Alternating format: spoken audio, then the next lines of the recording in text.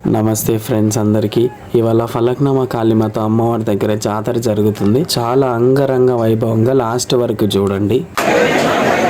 Welcome back to our channel. ఇవాళ ఫలక్నామా అమ్మవారి దగ్గర జాతర జరుగుతుంది. లాస్ట్ వరకు చూడండి, క్లియర్ గా అర్థమవుతుంది. అసలే సమ్మరు, ఇంత ఎండలో కూడా కొన్ని వేల మంది వచ్చిరంటే ఎంత నమ్మకంతో వస్తున్నారో మీరు కూడా ఆలోచించండి. ఫలక్నామా దగ్గర కొత్త ఫ్లైఓవర్ ఎక్కడి నుంచి అవుతుందో అక్కడి నుంచి లైన్ స్టార్ట్ చేస్తే అమ్మవారి వరకు కూడా లైన్ ఉంది. అంటే రెండు సైడ్లు లైన్స్ ఉన్నాయి. రైల్వే స్టేషన్ సైడ్ నుంచి దర్శనం కల్పిస్తారు అండ్ ఇక్కడ సైడ్ నుంచి కూడా, అంటే రెండు సైడ్లు. ఎందుకంటే కొన్ని వేల మంది వచ్చారు కాబట్టి భక్తులకి ఇబ్బంది కావద్దని చెప్పేసి ఈ విధంగా అరేంజ్ చేసిరు పోలీసు వాళ్ళు. ఒకప్పుడు అయితే గుడి ఎండోమెంట్ లో లేకుండే, మేబీ ఇప్పుడు ఎండోమెంట్ కి ఇచ్చిరు అనుకుంటా. సో అందుకనే మెయింటెనెన్స్ కొంచెం ఇంప్రూవ్ అవుతుంది డే బై డే అండ్ ఇంకా ఇంప్రూవ్ అవ్వాలి.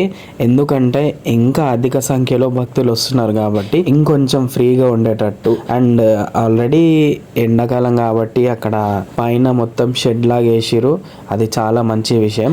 అండ్ ఇంకొంచెం ఇంప్రూవ్ అయితే ఇంకా బాగుంటదేమో, ఎందుకంటే చిన్న పిల్లల్ని కూడా తీసుకొని చాలా లాంగ్ నుంచి వస్తారు కదా చాలా మంది. అండ్ మన నియర్ బై ఓల్డ్ సిటీ వాళ్ళే కాకుండా ఎక్కడెక్కడ నుంచి వస్తారు. అండ్ ఇక్కడ కనిపించే షెడ్లు మొత్తం ఏంటంటే చాలా వరకు బోనాలు తీయడం కానీ, ఆటలు కోసుకోవడం కానీ ఇవన్నీ చేస్తున్నారు ఈ రోజు. సో వాళ్ళు ప్రిపేర్ చేసుకోవడానికి ఇదంతా అరేంజ్మెంట్స్ అన్ని చేసుకోరు ఇక్కడ. మేము యాక్చువల్ గా ఎర్లీ మార్నింగ్ వద్దాం అనుకున్నాం, కాకపోతే కొంచెం లేట్ అయిపోయింది. సో మేము వచ్చేసరికి 11:30 or 12 అయిపోయింది.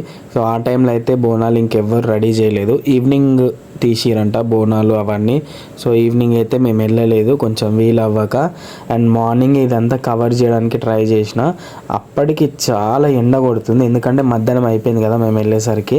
అండ్ అన్నదానాలు అవన్నీ కూడా ఈవినింగ్ టైంలోనే చేసిరంట, అంటే ఒక 3-4 తర్వాత అట్లా. మేమేమో 2 వరకు రిటర్న్ అయిపోయినాం. ఎందుకంటే మేమిద్దరమే కాదు, మాతో పాటు మా పక్కన మా నేబర్స్ ఉంటారు, మా ఫ్రెండ్స్. సో వాళ్ళు కూడా వచ్చారు, వాళ్ళకి 2 చిన్న పిల్లలు ఉంటారు. ఎండలో కొంచెం రిస్క్ కాబట్టి మేము ఎక్కువసేపు అక్కడ స్పెండ్ చేయలేదు. ఇక్కడ మెయింటెనెన్స్ చేసే వాళ్ళకు ఒక చిన్న రిక్వెస్ట్ ఏంటంటే, అంటే మరీ చిన్న పిల్లల్ని తీసుకొని వస్తారు కదా, వాళ్ళకి కొంచెం వాళ్ళు కూడా లైన్ లో నిల్చోకుండా కొంచెం వాళ్ళని లోపలికి వదిలేస్తే బాగుంటదేమో. ఎందుకంటే చాలా వరకు చిన్న పిల్లల్ని తీసుకొని వచ్చారు, వాళ్ళకి ఎంతైనా కొంచెం ఫీడింగ్ ప్రాబ్లం కూడా అవుతుంది కాబట్టి కొంచెం లోపలికి వదిలితే మంచిగా ఉంటదేమో అనిపిస్తుంది నాకైతే. అండ్ మీ ఒపీనియన్ ఏందో కూడా మీరు కూడా కామెంట్ చేయండి.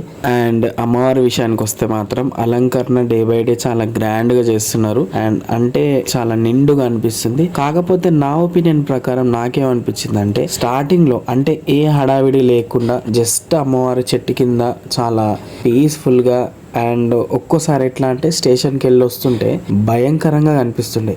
అంటే ఆ వైబ్ ఇంకా ఆ గంభీరంగా అనిపించే ఆ లుక్ అనేది ఇప్పుడు అంతగా కనిపించట్లేదు. అంటే అలంకరణ ఎక్కువ చేస్తారు కాబట్టి అట్లా అనిపిస్తుందేమో, మేబీ నా ఒపీనియన్ మాత్రమే ఇది, దీన్ని తప్పుగా ఎవరు అనుకోవద్దు. మాకైతే ఎగ్జాక్ట్గా 1 గంట టైం పట్టింది దర్శనం అవ్వడానికి. సో దర్శనం అయిపోయిన తర్వాత బయటికి వచ్చి ఇక్కడ చూసినాం.